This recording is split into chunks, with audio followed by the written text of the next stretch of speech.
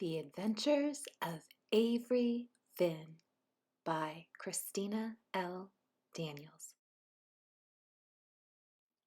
My human companion tells me I am special because I am adopted. A year ago, I was living at the animal shelter. Humans visit the animal shelter looking for a special animal to bring to their home and love.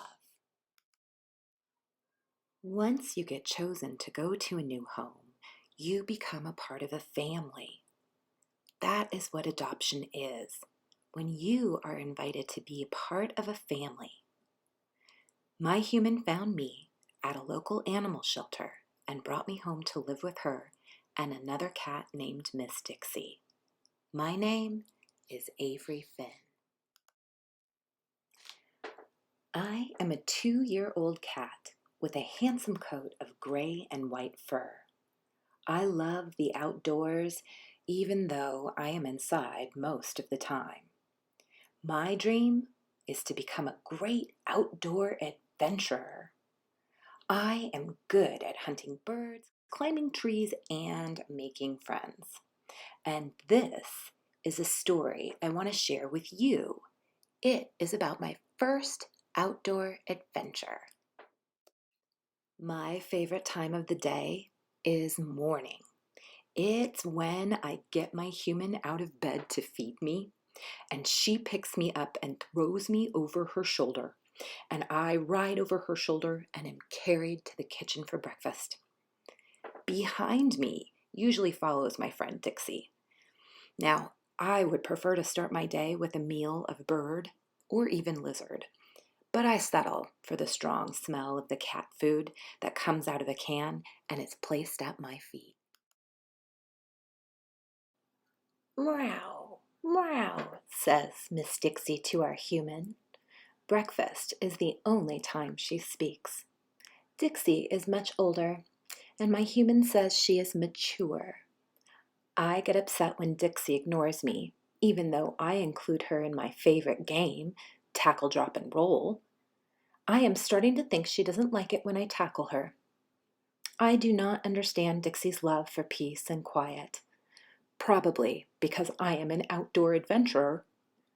I do not want to be an indoor cat like Dixie, and I don't understand why my human will not let me outside. After breakfast, I move to the living room window. This is where I spend hours watching the neighborhood birds. Sometimes I jump up on my hind legs because I want to touch those fuzzy feathers. But the window keeps me from the birds. It really is difficult to be an explorer but not be able to get outside to hunt and play.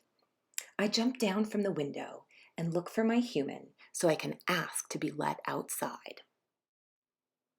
When I find her, she's in a hurry, and instead of telling me how cute I look, she rushes down the stairs, grabs her bag, and races out the front door.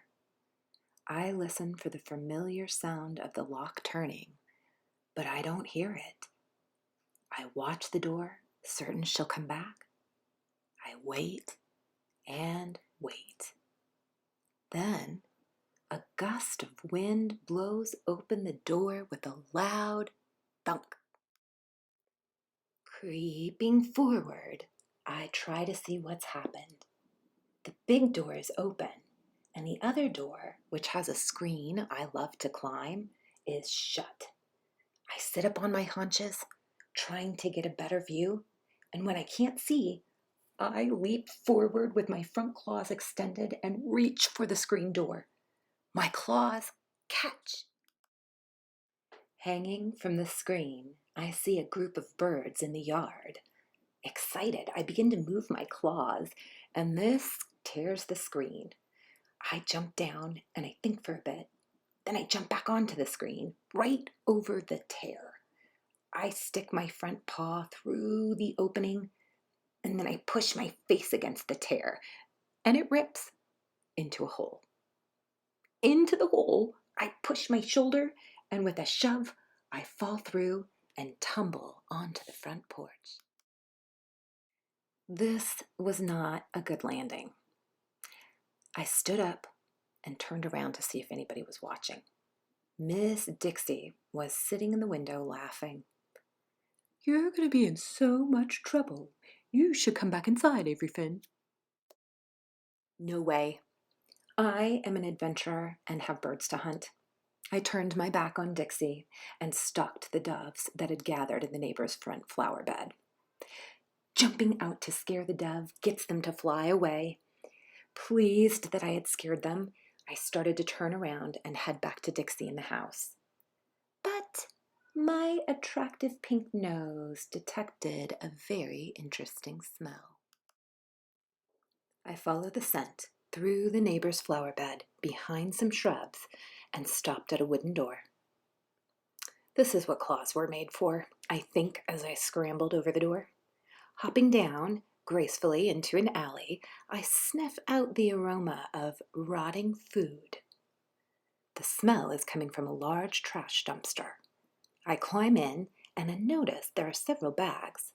When I find the one that smells best, I claw a hole in the side and begin munching. While I'm nibbling on an old hamburger, my ears perk up, and I see a truck coming towards me in the alley. A red truck pulls up in front of the garbage and stirs up a cloud of dust, and I hide behind the dumpster, and I watch to see if the human who's driving the truck shares my love for dumpster diving. I like anyone who will share a meal with me. I step closer and watch the man get out of his truck. He pulls up the back of his pants and grunts, and then pulls several objects out of his truck, which he tosses into the dumpster. Loudly, I meow, "Hello." Meow. The man turns and looks at me. He's wearing dusty jeans, a hat, and brown boots. When he spots me, the tall man leans over. I assume to take a better look at my shiny gray coat. Without warning, the man picks up his foot and tries to kick me. I hiss, and I back away from his boot. In a hurry to escape, I jumped over a fence and I hid. The man doesn't follow me, and when I feel safe, I think about what I want to do next on this adventure. I chased birds, climbed trees, explored backyards, and then chased more birds. I explored new smells and new views from the highest tree branches, and later found a quiet, cool porch to take a nap on. A creaky back door closed and woke me up, and I see a woman standing over me. "Oh, pretty kitty, who are you? What a handsome cat." I take an immediate liking to this human, and I got up to sniff her. "Whose cat are you?" she asks, as she bent down and looked at the tag on my collar.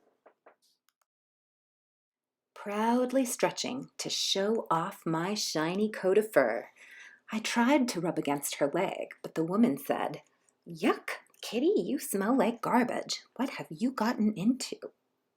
She tried to look again at the tag on my collar, but this time I felt embarrassed, and I pulled back. I had forgotten to bathe myself after the dumpster. I looked at my fur and was disappointed to find that my shiny coat was covered with dirt and leaves. I tried to lick the leaves off, but I smelled terrible. Feeling very sad, I decided I should go home. But where was I? I was hungry and wanted the comfort of my human. I made my goodbyes and started walking towards the gate, but the porch lady caught me. "Hey, what are you doing?" I cried. She would not put me down, so I cried louder, "Meow, meow." And then the woman from the porch carried me inside her house and put me into a room and closed the door. I sat and waited for the porch lady to return. I waited so long that I fell asleep. When I woke up, I couldn't remember where I was, and I felt frightened. This was not the kind of adventure I had been looking for. This was horrible. I wanted to go home, and I began to cry. I cried and cried, and then I curled up into a very tiny ball of gray and white fur. I felt badly about tearing the screen and leaving home. Maybe Dixie was right. I should never have left. I really miss Dixie. If I ever get home again, I'll tell her.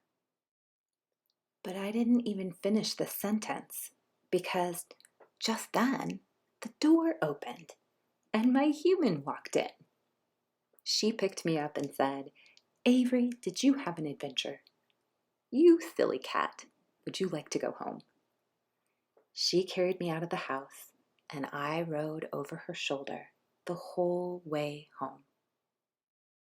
That night, after lots of love and gentle petting from both Dixie and my human, I fell asleep and dreamed about what I would do on my next big adventure. The